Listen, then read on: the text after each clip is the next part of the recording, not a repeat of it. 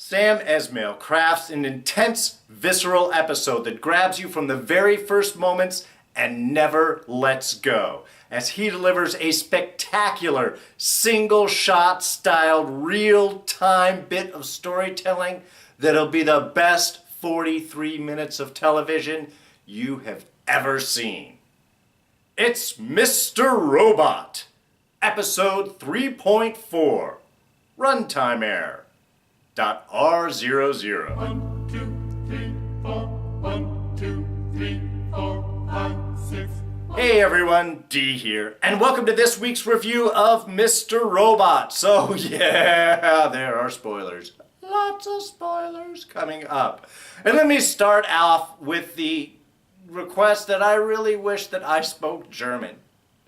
Whatever was said at the beginning, if anybody does, please throw them down in the section below. I was getting a feeling like this is the end or this is the beginning of the end and things go on here. I mean, it sounded very intense and philosophical and very German.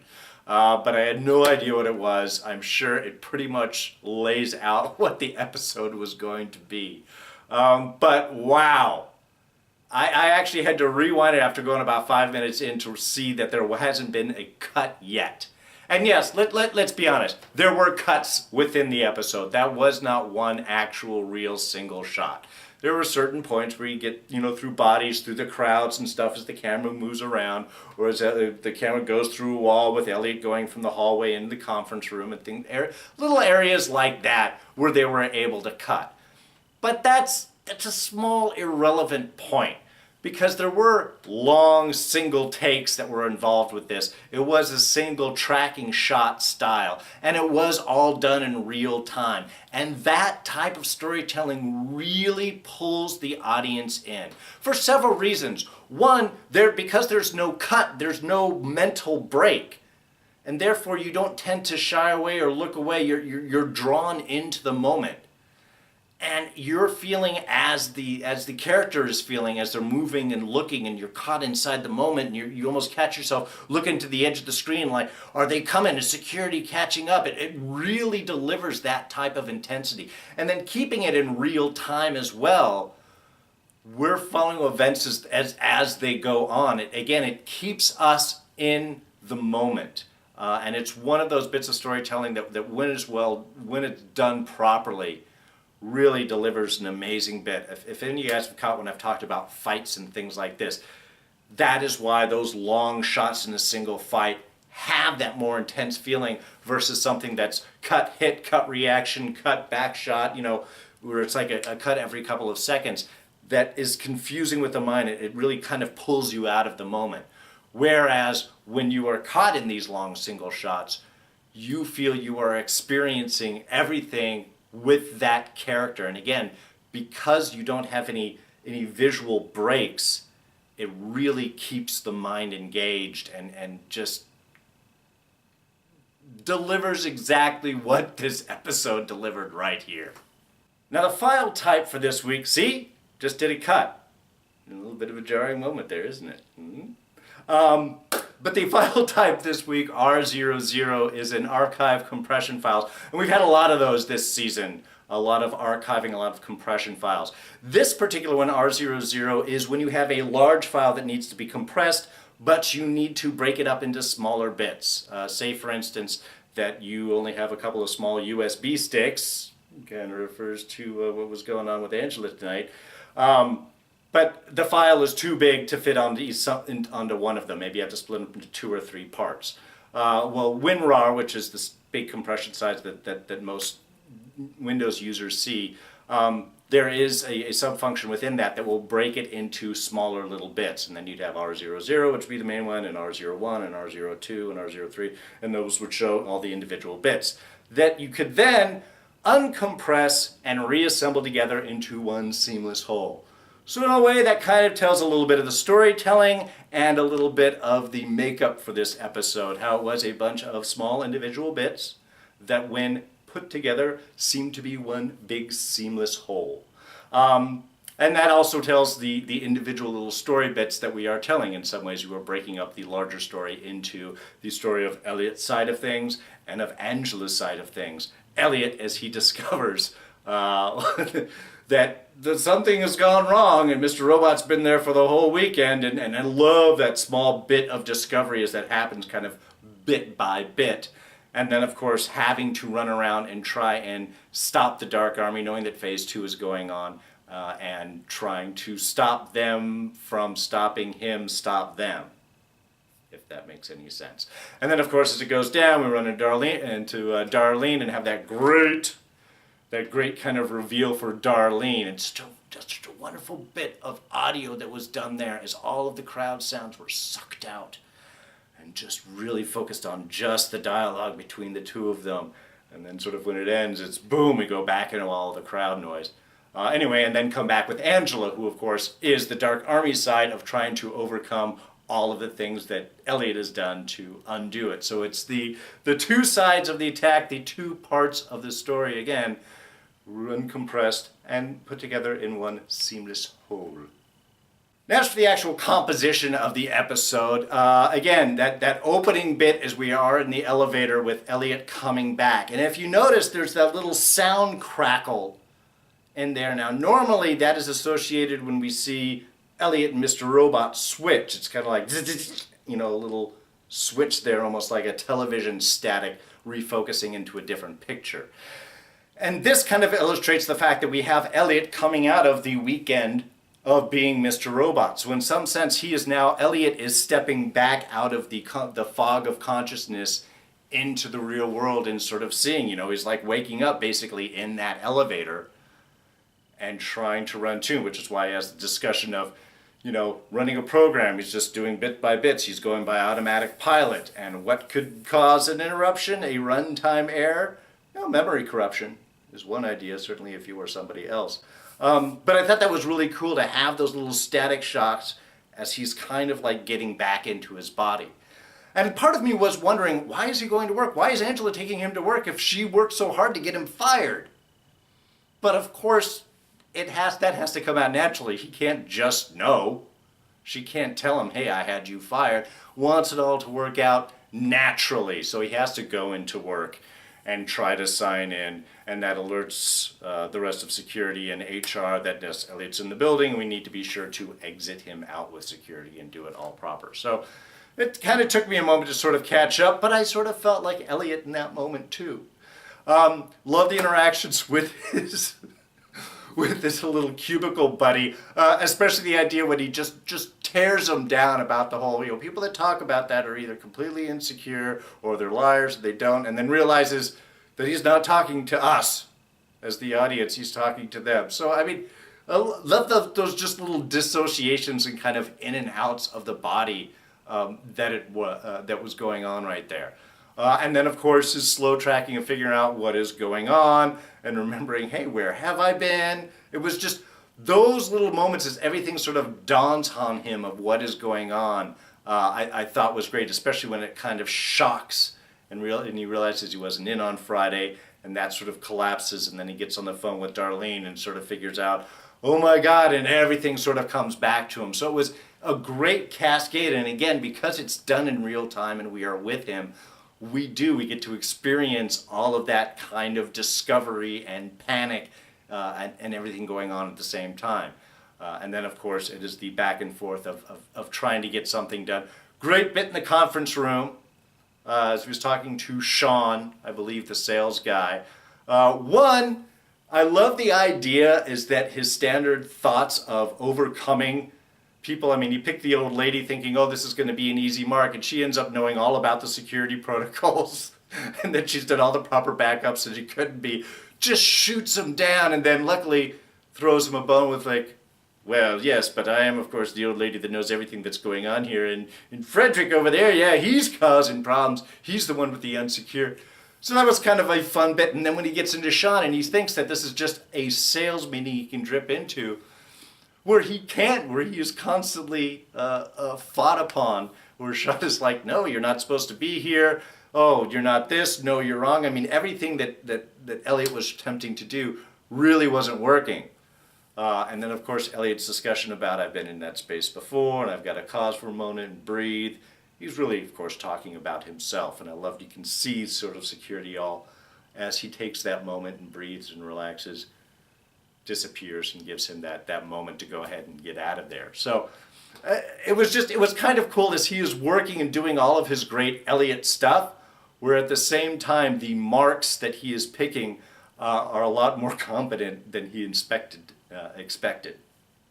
Oh, and a great moment there where Elliot realizes that HR is after him and he's the one that's about to get fired, and he's like, okay, I gotta calm down, I gotta get this, you gotta stick with me, stay focused. When he does that stay focused line, he looks right at the camera, he's down, he's like, okay, you gotta stay with me, stay focused, and then moves on. And to me, that's one of those great moments that really pulls it in, and it's why this episode works so well, is because it makes us part of the story. We are there with Elliot. It's Elliot and us versus the world. And you tie that into the real-time pressure that's being felt in this. It sucks you in, makes you part of the story, and it doesn't let go until the end. And of course we get down to the riot going on in the street, or really first the protest just before it turns into the riot. And of course we got a very Occupy Wall Street feel going on here with this is what democracy looks like and everything. But of course this is where we reconnect with Darlene and we get the big reveal for the FBI. And like I had said before, I loved how they used the sound there, how they just dropped out all of the crowd sound and zoomed in just to the two of them. And it just gave it a very intimate feel, very personal, just between the two of them, again, within this giant chaotic crowd and event that's going on. I'm glad that Darlene tells him, there's definitely going to be the break and the feeling of betrayal that was to be expected, and Darlene knew that was going to come on. Through a point of this, of course, is the reveal that Angela was there, and that's what gives Elliot that whole realization cascade. And then, just moving from that point there, stopping that and sort of dropping that storyline, and then zooming around the crowd, we get the nice zoom up into the news anchor there, and they throw up the little bottom third, and we got the little crawl going on. Nice little notes: water discovered on Mars, looking for someone to replace John Boehner, and the whole, of course, the big E-Corp UN vote, which we'll talk about in just a minute, which is a lot of the big background of what's going on here. And then zooming back up into the crowd, and we get to see the bottle that ends up being thrown into the guard's face, and then we have the big rush into the building. Great bits of chaos there. Love the elevator sequence. I mean, not only just getting the guy to use the card, I'm surprised they didn't just rip the card off of him and use his key card to get upstairs. But after that, as everybody, all of the hooligans are getting prepped and ready and just sort of relaxing and standing there, it's like that great, just quiet elevator prep scene where they're all ready for causing trouble, and then we have the one guy on the side that's just, God, I hope I'm going to get out of this alive. It was a great comedic almost pause there between all the chaos downstairs and then the immediate release of chaos as soon as they get out of the elevator. We get to track in Angela, who is of course on the phone with Irving, who is directing her to go and get Elliot now. Now we need Elliot to go and undo basically the software locks that Elliot was trying to correct before to keep the building from blowing up. So now she has to go into E-Corps and put in the new software and put in some new stuff to override Elliot's patch. She, of course, can't get to Elliot because there's a frickin' riot going on. She can't get anywhere. Love that they had the whole instructions. I am kind of curious which Elliot they were thinking of. I think they might have been thinking of Mr. Robot and not Elliot, Irving there, to get him to do what he wanted. I don't think Elliot would have volunteered or been able to be convinced to do any of that in his Elliot persona. The fact that Angela is able to do all of that, I thought was rather impressive. When she is in the elevator and drops the stuff and the key card, I thought that was a little, really, seriously, that's kind of obvious to get caught by the guard. Unfortunately, that was his mistake because I'm pretty sure he's dead. Not only from the hit, but then looks like as Angela was leaving, they were dropping large objects onto his head and the kick into the punching, and when she went back in, I think he's dead. She certainly didn't bother telling Irving about it, just about poor Lydia, who she ran into in the room there. Lydia is not going to make it either. Once you tell the Red Army about that type of complication, I think she's gone. But even that was kind of a great moment where we're seeing the problems that you run into. It's not everything is smooth. Needs the one thing that's not in the bag or in the little cart there in order to override the computer and get all the software in. They did have that great shot where they kind of peered out over the wall into the crowd below. I thought that was really cool. I mean, and it gives a couple of images. One, it just shows where she is in part in relation to everything that's going on. In some ways, it makes her feel above everything, because everything else is all kind of tiny down below. On the other part, it's also that she's just one little piece inside of this giant other thing that's happening down below and throughout the rest of the building. So it gives a lot of very cool imagery, storytelling right there, which I thought was really nice. The liveryman that she has to go and deliver things back to, of course, red wheelbarrow in the back. Of course, it's an easy sign. I'm betting that was a pulled pork sandwich, Irving's favorite. But that was kind of cool. One, I loved Irving's surprise that, wow, Angela, you could do this. And also, are you sure you did everything? Because if you didn't, stuff could go wrong. It certainly seemed to be, she's quite capable. She's not an idiot herself. But anyway, I love that whole long bit. And then as she finishes and she's walking away, it's like the reality of everything coming on. Because again, she does hit to Irving, you are sure the building is evacuated. She doesn't want that loss of human life. And certainly the whole riot and chaos that's being caused by Irving in order to cover up everything that's going on. I love that also line. Just because we light the fuse doesn't mean we can control the explosion. Some of those are subcontractors, they're not all our people. Yeah, I think just that reality. I mean, the reality of, is the building going to be saved? The fact that the guard died, the fact that she probably knows that Lydia's going out, but she can't be exposed. That was kind of a nice bit that we could see Angela kind of hitting as she's walking back to the office again with that red wheelbarrow pulled pork sandwich. Until, of course, the final pop back up of Elliot. Angela, is there something you need to tell me? You look distressed. All right, just a few small things. Actually, speaking more of Angela, love the fact she got her own little Mr. Robot mask for a bit there. Shirt, front's covered in mace. And yeah, good disguise to get out through the crowd, but do they know whether or not there is a long-haired blonde rioteer with them? Because she wasn't trying to hide any of that. That made it all very obvious that it was Angela. Well, I also like the fact that Angela wiped down behind her. Anything she might have touched, getting rid of the whole fingerprints and things like that. I just, nice little touch of Angela being a smart villain or troublemaker, undercover agent, spy, as it were.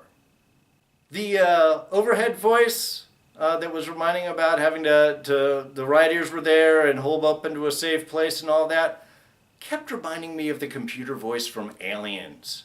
It was repeating like, there's 45 minutes left before the nuclear meltdown is going on. You have this long to get to a safe distance. I don't know if that was intended or not, but it really did. I just kept thinking of Aliens throughout that. Elliot is missing Mr. Robot. That's something that has been intimated more and kind of reinforced even a bit more into this episode, is however much that he was, first season discovering Mr. Robot, last season fighting him off, and this season realizing it's kind of a part of him and kind of a part he needs. As he says in the elevator, the problem with us as the audience is we don't ever respond to him. Who talks back to him? Mr. Robot. And also the fact that he uses his imagination to create an imaginary Mr. Robot, not the real Mr. Robot, that he can talk but actually have some sort of control. So it's interesting. It's just showing we have Elliot kind of breaking out of his shell this season. And that realization that he misses and needs that part of him, I think portends to maybe some really interesting mesh between the two of them. We had a little bit of that last season, but they've been fighting against each other, it says, in the hollows of each other's minds, back and forth for this last bit. When the two of them can work together, if they can find that sort of balance point where they can work together, that is going to be a powerful force. And I did enjoy, I mean, that whole speech that he had with Mr. Robot there, or imaginary Mr. Robot. The question of this being a zero-sum game, is this the point that he is trying to fight something that is going to happen one way or the other?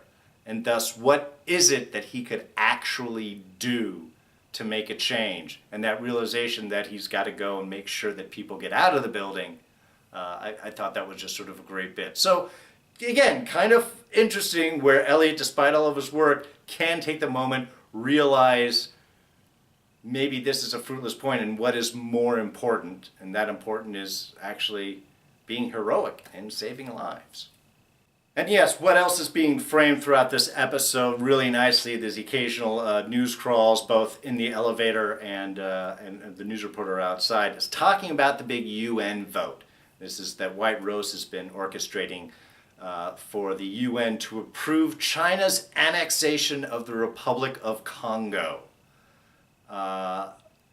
Again, we know this is part of the storyline that's going on, but really when it's put in that phrase, the news people did say an interesting bit is this is going to reframe a lot of the relationships between the world superpowers and developing nations.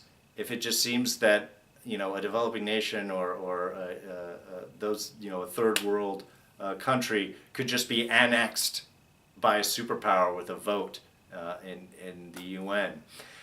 Yeah, real interesting bit of storytelling going on. Definitely a potential cause for rioting right there. And of course, the vote passed. Good reason why Elliot might have thought the old lady was a mark, sitting there sniffing the whiteout behind her desk. Just a great moment. Certainly not someone that you thought would be up on all the current security protocols. All right, well, I think that pretty much covers everything. Again, just an incredible, intense, spectacular episode. Really, this is filmmaking at its finest. This type of construction, this type of visceral pull-in, and the whole real-time element, I think, really just added that extra layer on top of it. I think it's the best episode of Mr. Robot so far, certainly the best of this season. And if there's even more like this to come, I cannot wait. Sam Esmail, wonderful job. And Rami Malek, everybody involved there, just awesome, awesome job. So next week, of course, we're probably going to continue this whole Phase 2 thing. Angela has released the bomb locks on the building. So Elliot has to make sure that we get everybody out. And I'm sure that's something that at least Angela will help him with to make sure. Whether or not that's really on Irving's priority list doesn't totally seem so. He seems a bit dismissive about all of that. Anyway, we'll have to wait till next week to find out. So if you did enjoy this review, please go ahead and hit that like button. Thoughts, ideas, and comments, throw those down in the section below. And seriously, if any of you speak German and you know what he said at the beginning, please let me know. Is it something about the end? This is the end. It's not the end of things, but the end of the next thing to come. I don't know. I'm kind of guessing here. But yeah, if any of you know that, please let me know. And what you think about the episode, ups, downs, and what kind of twist is it that we can expect to go forward? There's always a twist in every season. We haven't gotten too much here, so where do we think that we're going with this season? Also throw those down in the section below. Now you can always catch me on Twitter and Instagram. I am at Darren Jakes. Please be sure to subscribe. If you're not, it's quick, it's easy. You catch all these fun reviews. We got stuff going on. We got this, Dirk Gently's Walking Dead, Agents of S.H.I.E.L.D.'s coming up in December. Next year we'll have Legion and American Gods. So much good stuff. Don't miss any of it. Be a subscriber and you won't. Do that by clicking my face right here. And we'll go ahead and throw up our latest couple of reviews right here, and you can check those out. All right, so that's going to be it for me. I'm D, and I'm out of here. Catch you guys next time. Bye-bye.